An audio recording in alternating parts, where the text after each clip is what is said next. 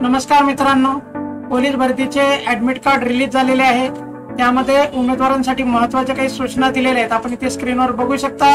Police भरतीचे ओळखपत्र म्हणजे admit card सोबत आणल्याशिवाय आपल्याला मैदानात प्रवेश मिळणार नाही। ठीक आहे, त्यामुळे आपलं ओळखपत्र आपल्याकडे असणे गरजेचे आहे। स्वतःची ओळख पटविण्यासाठी आपल्याकडे आधार कार्ड किंवा पॅन कार्ड याची रंगीत प्रत साक्षांकित केलेली आपल्याला सोबत ठेवायची आहे। उमेदवारांनी ग्राउंडवर जाताना आपलं ओळखपत्र म्हणजे ऍडमिट कार्डच्या 2 प्रती, त्यानंतर आवेदनपत्र म्हणजे आपल्या अर्जाच्या 2 प्रती आणि आपल्या स्वतःचे पासपोर्ट साईजचे फोटो असे आपल्याला सोबत ठेवायचे आहे। ठीक आहे, त्यानंतर शारीरिक मोजमाप, मैदानी चाचणी, लेखी परीक्षा व कागदपत्र पडताळणी करता दिलेल्या दिनांक आणि वेळेत उपस्थित राहणे आपल्याला अनिवार्य राहणार आहे।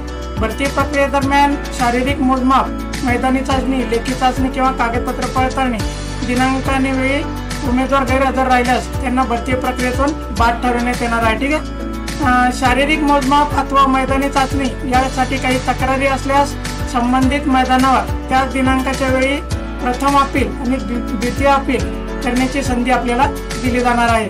मित्रांनो, आपले जे काही कागदपत्र किंवा प्रमाणपत्र आहे ते भरतीच्या अर्जाच्या अंतिम दिनांक म्हणजे 15/4/2024 पूर्वीचे आपल्याकडे असले पाहिजे। आपलं नॉन क्रिमिनल असो, EWS असो, कोणतं पण सर्टिफिकेट जे आहे ते आपलं 15/4/2024 आधीचं असलं पाहिजे। भरतीसाठी लागणारे सर्व आपली अर्हता प्रमाणपत्र, सामाजिक आरक्षणाबाबतचे आपले कागदपत्र म्हणजे आपल्या कास्टशी संबंधित जेवढे कागदपत्र आहे हे याचा लाभ घेण्यासाठी, त्याचा दाव्याची पुष्टी करण्यासाठी विधिग्राह्य व जाहिरातीत नमूद केलेला अंतिम दिनांक 15/4/2024 ही कट ऑफ डेट आहे।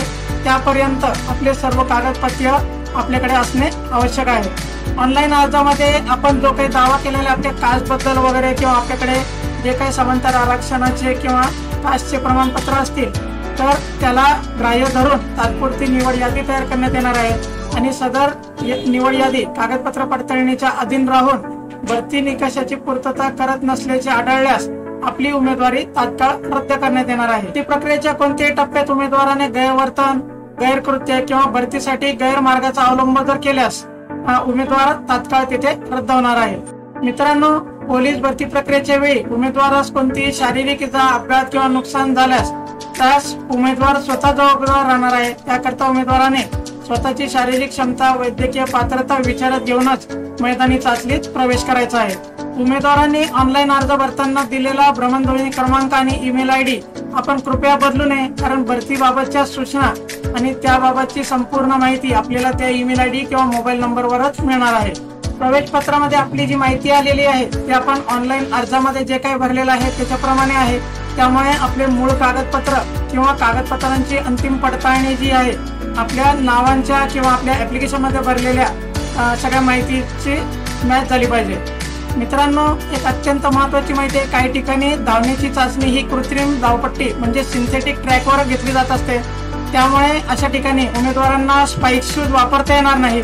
सिंथेटिक ट्रॅकवर कुठली अडचण निर्माण होणार नाही याप्रमाणे आपले स्पोर्ट शूज आपण वापरावे। ठीक आहे, तर या प्रकारे आपण संपूर्ण गोष्टीची काळजी घेतली तर आपल्याला या शारीरिक पात्रतेमध्ये किंवा धावण्याच्या स्पर्धेमध्ये कुठलीही अडचण येणार नाही मित्रांनो।